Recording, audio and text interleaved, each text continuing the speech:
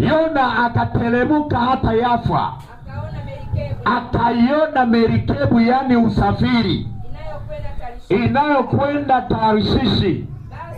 Basi Yona akatoa nauri, akapewa tiketi, akapanda merikebu. Yona akaondoka pamoja nao kwenda Tarshishi ili ajiepushe na uso wa Bwana. Lakini Bwana alituma upepo mkuu baharini, ikawa tufani kubwa baharini. Endelea.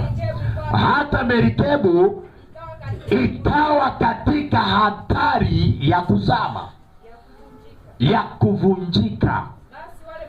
Basi wale mabaharia wakaogopa kitendo kilichofanyika. Kila mmoja akamuomba Mungu wake, nao wakatupa baharini shehena mali iliyokuwepo kwenye ile merikebu ili kupunguza uzito. Lakini Yona alikuwa amejificha chini, ameshuka hata pande za chini, akajilaza, akapata usingizi kabisa. Endelea pale. Basi nahodha akamwendea, akamwambia Yona, una nini wewe ulalaye usingizi?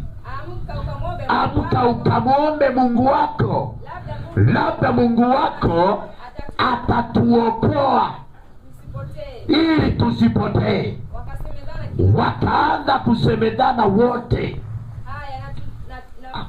haya wakasemedana, na tupige kula ili tupate kujua mbaya wetu aliyesababisha maafa haya ni nani.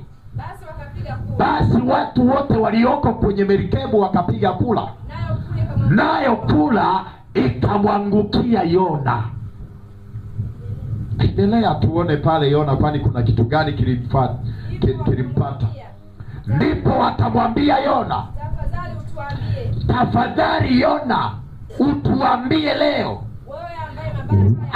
wewe ambaye mabaya haya yametupata kwa ajili yako, kazi yako ni kazi ipi? Nawe umetoka wapi? Nchi yako ni nchi gani? Nawe wewe ni mtu wa kabila gani? Yona akawaambia, mimi ni Mwebrania.